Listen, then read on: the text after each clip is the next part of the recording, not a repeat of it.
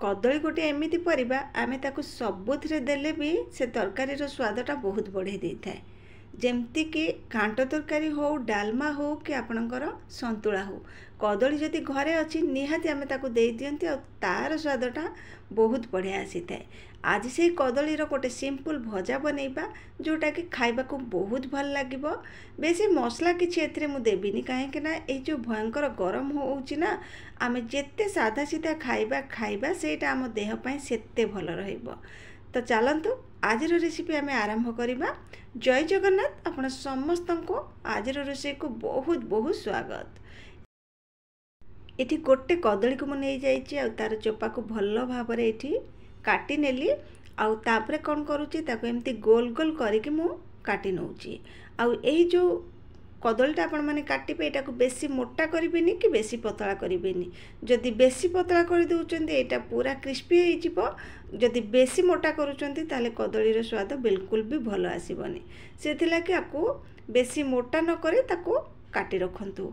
आ कदलीटा सांगे सांगे काटिकी ताको हलदी पानी रे दे दियंतु नहले आपनकर कदली पूरा कला पड़ जाए।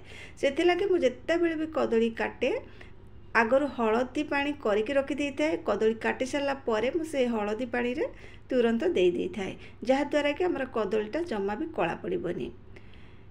ये मुझे कौन करुच्ची भल भाव से कदली को धुआधुई करके ताकू साइड रे रखी नेली। आ गोटे कड़े को भल कि गरम कर सारा पर से रिफाइन तेल दे दूची। तेल भल भाव गरम हो गला पर से जीरा आउ सुखिला लंका को देकी आम ताकू किछि समय भाजी नबा। ये टिके फुटीगला से आम देदेबा काटिके रखिथिबा कदली को। एथिरे किछि भी मसला देबा नहीं। आम एमती कदली को देदेबा से स्वाद अनुसार लुण और हलदी गुंड देकी ताकू भल भाव मिसेकी आम ताकू कवर करदेबा जेमती कि एटा सीझी जीवो। एबे बहुत गरम होउची आ खरा भी प्रबल होउची। तो खरा गरम रू रक्षा पाइबा आमे माने विभिन्न प्रकार खाइबा खाई थांती। किंतु जेते आपण तेल मसला कम खाइबे ए सीजन आम देह पई सेते भल रहिबो।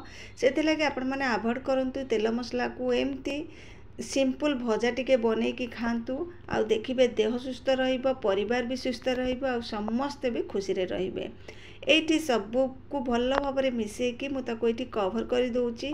कदली को आपण मैंने बेसी समय कवर करेंगे कहीं यहाँ बेसी सीझी जीव। जदि बेसी सीझी जाऊँगी आपणकर ये भजाटा जमा भी भल लगे। ताकू 1 ରୁ 2 मिनिट सिझे नियंतु। तापरे तार कवर को बाहर करिकी गैस रो फ्लेम को लो मीडियम रे रखिकी एमती ताकू दुई पट को भल भाव हेला पर्यंत आपण माने भाजी नियंतु। किछि समय पर ये आपण माने देखि पारुथिबे भजा हमर बढ़िया भाव भाजी हो गलानी, पूरा क्रिस्पी हो गलानी। आउ एठी कदली भी हमर भल भाव सिझीची। तो एबे गैस रो फ्लेम को ऑफ करबा और तापरे आमे दे देबा भजा जीरा और लंकार गुंड। जितेबाला भजा जीरा और लंकार गुंड दौरान सब गैस रो फ्लेम को ऑफ करंतु। तापरे दियंतु आ ताको भल भाव मिसई दियंतु। आमर सुपर टेस्टी कदलीर भजा ये प्रस्तुत हो गला। आपको आपण माने गरम भात सहित डाली लगे खाई पारिबे, नहले पखाल भात सहित तो आपण माने निहाती खाई पारिबे। आशा करुच्ची वीडियोटी आपण मानकु भल लागिथिबो। जदि वीडियो आपण मानकु भल लागुची ताले वीडियो को लाइक करिवे, वीडियो को शेयर करिवे। चैनल नुआ थिले चैनल को निहाती सब्सक्राइब करि नेबे। पुणी देखा नुआ एक वीडियो रे। जय जगन्नाथ।